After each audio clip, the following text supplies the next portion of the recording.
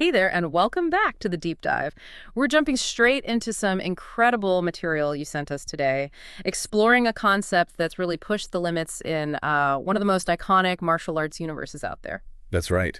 Our mission today, well, in this deep dive, is to unpack this really elusive and powerful state, autonomous Ultra Instinct from Dragon Ball. And then, using the sources you sent, explore a pretty fascinating what-if, involving one of the series' most, let's say, complex characters. Yeah, we've got a good stack here. Detailed stuff from the Dragon Ball wiki on Ultra Instinct itself and on Vegeta. Right. Plus a specific look at that hypothetical you mentioned. What if Vegeta actually got Ultra Instinct before Goku? Ooh, yeah, that's a big one. It's a real mix of like deep martial arts philosophy and some serious character study.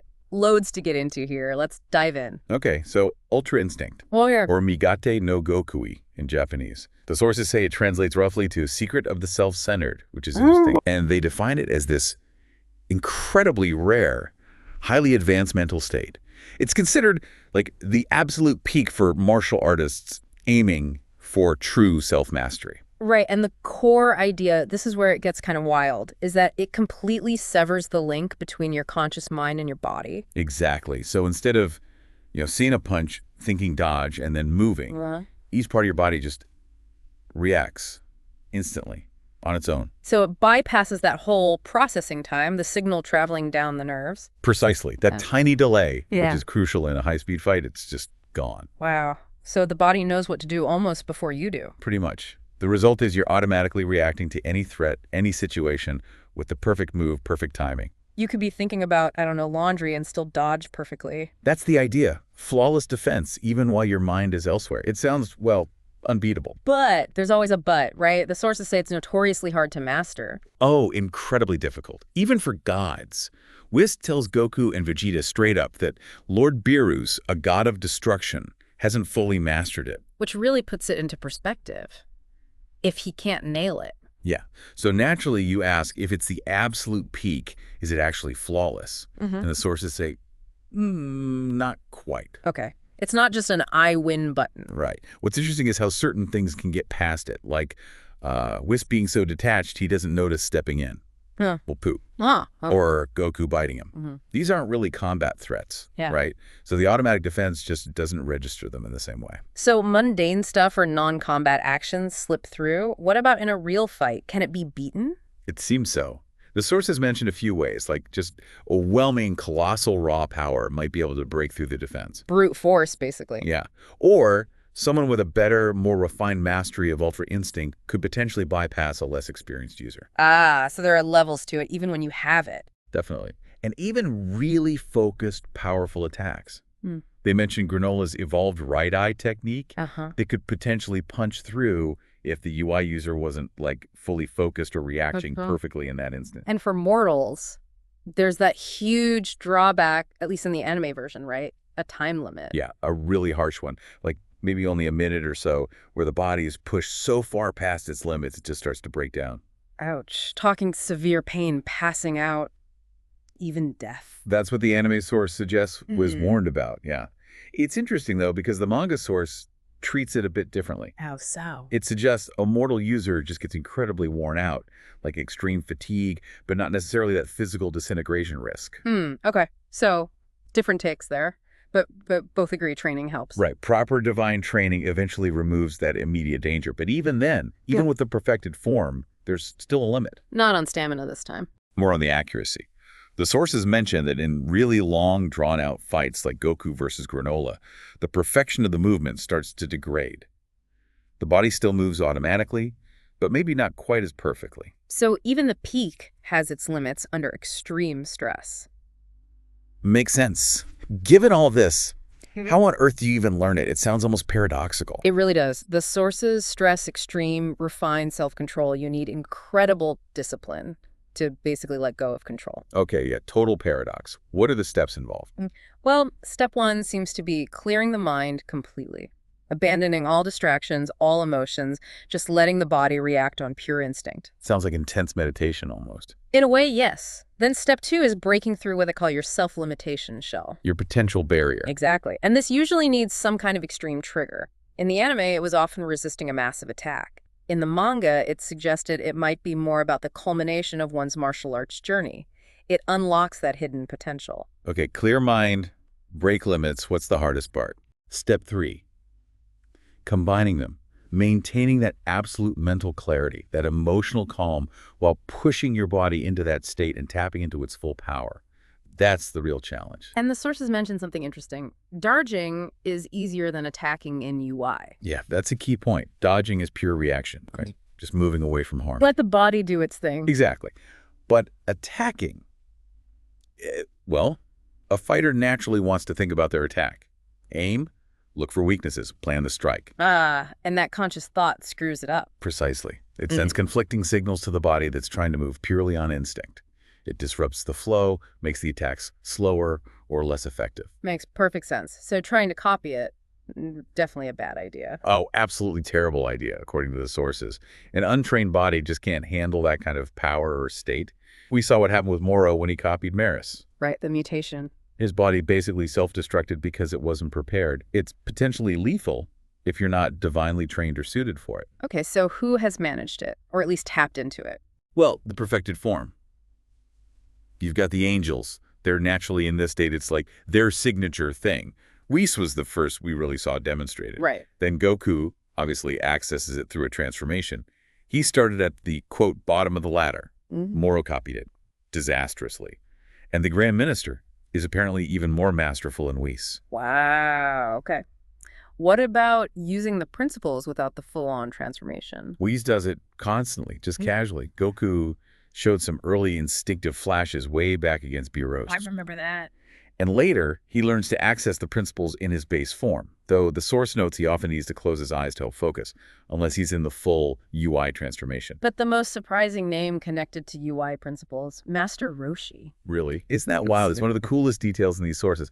Apparently, through sheer experience, decades of fighting, Roshi developed this technique of automatic dodging. He anticipates patterns, reads opponents, just seamlessly evades attacks, even blindfolded sometimes. Beerus even mistook it for actual Ultra Instinct for a moment. He did, and Whis confirmed it. Roshi was the mortal closest to understanding the principles of UI, even though he had no idea what UI actually was. That's incredible, but there's a catch for him. Yeah, his well-known perverted nature gets in the way. He can only use that state when his heart is totally clear, which, the source politely notes, is difficult for him. Yeah, right. But he did use it effectively against guys like Jiren. Absolutely. Shows the power of pure experience approaching that divine state. So we've got angels, Goku, even Roshi touching these principles. But then the sources are really clear that some people are just fundamentally unsuited for standard UI. Yeah, the technique really demands that emotional detachment, that clear mind, free from overanalysis during the fight itself. Which means, the sources suggest, it's basically impossible for fighters who are super analytical or, prone to mood swings or get carried away by their emotions in battle. And the prime example they give is Vegeta. Whis says it pretty bluntly. Vegeta could hardly learn this skill because his style is so intense, analytical, and driven by pride. I remember those scenes. Him trying to use it to fold clothes in the manga, or instinctively dodging Catapesra in the anime but not grasping the state itself. Right. And importantly, in the manga, Vegeta himself comes to realize it. He acknowledges, this path just isn't for him. And this ties into the gods of destruction, too, like Beerus. They're too impulsive. Exactly. Their nature, that destructive impulse, that lack of calm detachment. It's why they haven't fully mastered standard UI either. Which leads us perfectly into Ultra Ego, the power Beerus does use, described as the literal opposite of Ultra Instinct. It really is. UI body moves freely on its own, detached. Ultra Ego. You move the body freely, embracing impulse, getting stronger from taking damage, thriving on the fight itself. So it feeds on the very things UI requires you to suppress. Precisely. It's power through indulgence rather than detachment. Okay, that gives us a really solid picture of Ultra Instinct, what it is, why it's hard, who can and can't easily use it, and why Vegeta seems like such a bad fit.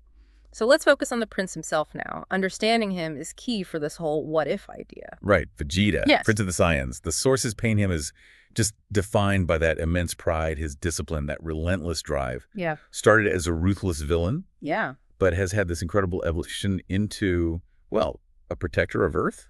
Maybe a grumpy one, but still. And that contrast with Goku is core to everything, isn't it? Vegeta being so meticulous, analytical, driven by willpower. While Goku's more carefree, instinctive, relying on natural talent maybe. Yeah, and Vegeta deliberately forging his own path is huge.